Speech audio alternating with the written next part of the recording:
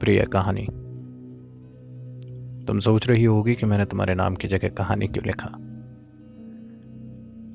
आज हम दोनों जब इतना दूर हो चुके हैं कि छूना तो दूर, मैं तुम्हें दूर दूर तक देख भी नहीं सकता, तो एक कहानी ही तो जान पड़ती हो तुम, जिसे मैं बस महसूस कर सकता हूं, एक खत की तरह जिसे मैं बार बार अपने जहन के कोनों से निकाल कर पढ़ लेता हूं।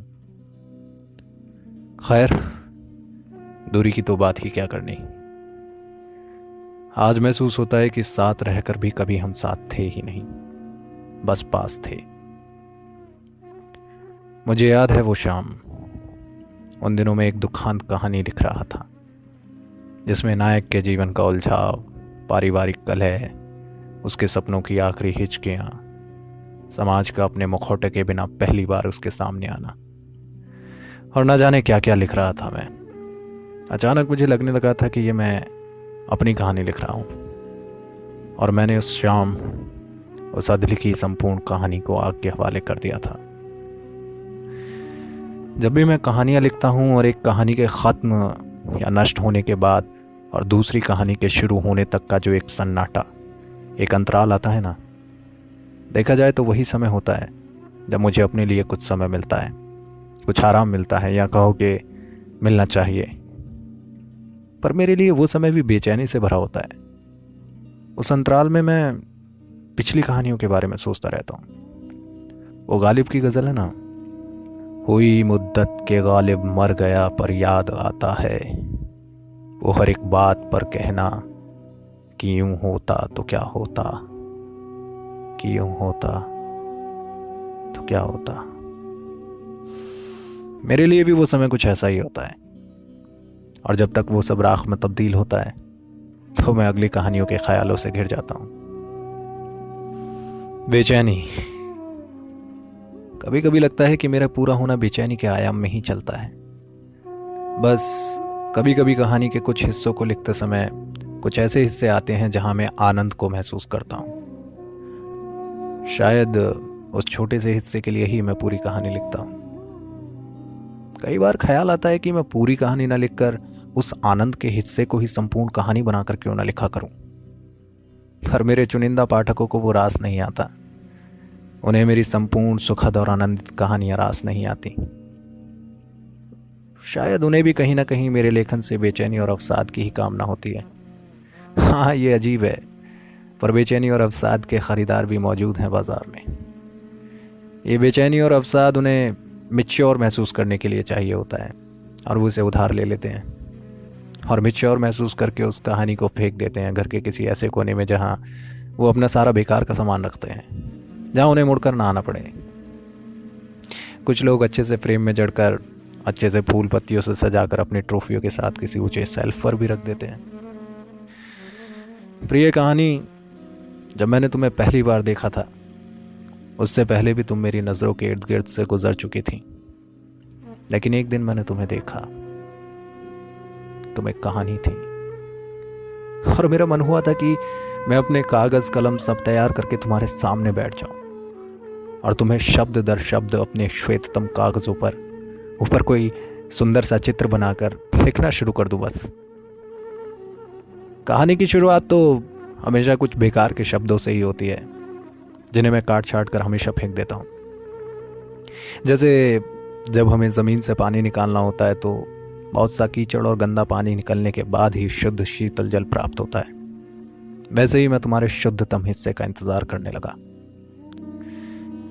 कभी कभी मुझे यह बहुत दुर्भाग्यपूर्ण लगता है कि कोई भी कहानी अपना श्वेततम साफ पहलू दिखाने से पहले बहुत सा कचरा उड़ेलती चली जाती है, और समय अपनी गति से निकलता चला जाता है।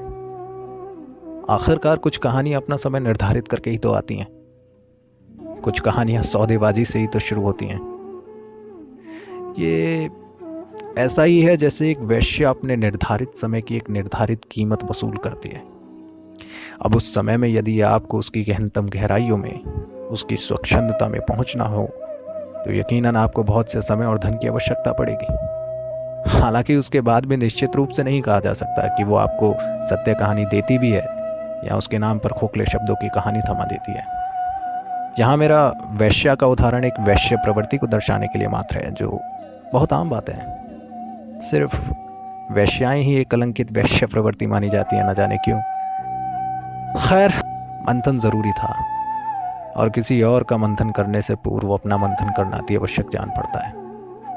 ये ऐसा ही है जैसे दो लोग एक दूसरे पर बंदूक ताने खड़े हों, और अगर उनमें से कोई मसला हल करने के लिए संवाद करना चाहता हो तो उसे सामने वाले व्यक्ति को विश्वास दिलाने के लिए पहले अपनी बंदूक छोड़नी पड़ेगी, तब जाके सामने वाले व्यक्ति को उसकी बात पर यकीन होगा, शायद। हालांकि इसमें जान का खतरा पहले बंदूक रखने वाले के लिए हमेशा ही बना रहता है। खैर, किसी भी अच्छी कहानी के लिए जोखिम जरूरी है, आवश्यक है। मैंने अपने घर के सभी खिड़की दरवाजे खोल दिए ताकि तुम जहां से इच्छा हो अंदर आ सको और निश्चिंत होकर इस कहानी के भीतर अपनी कहानी कह सको। पर तुम बाहर से ही बस अंदर की ओर ताकती रही और आंखों में गहन तमीक्षा लिए भी कहती रही कि तुम्हारी इच्छा नहीं है मेरे घर में उतरने की। मुझे याद है तुम बार बार बताती थी कि तुम्हारा घर भी मेरे घर के जैसा ही है। मैं जब भी किसी भी हिस्से की खिड़की खोलता तो तुम यही कहती थी कि ऐसा ही एक कमरा तुम्हारे घर में भी है। मैं ये सुनकर सोचता था कि ये अच्छी बात है, कम से कम तुम्हें ये पराया घर महसूस नहीं होगा। लेकिन तुम चली गई मेरे घर का नक्शा लिए। दरअसल गलती मेरी ही थी। मैं जानता था कि तुम्हें अपना घर पसंद नहीं था और तुम अपना जीवन एक बड़े घर की तलाश में जी रही थी। एक ऐसा घर जो बड़ा बड़ा और बड़ा होता जाता। खैर, तुम्हें पता है, तुम्हारे जाने के बाद मैं बहुत देर तक अपने घर को ताकता रहा था, उसमें कमियां खोजता रहा था, उसमें पागलों की तरह घूमता रहा था मैं।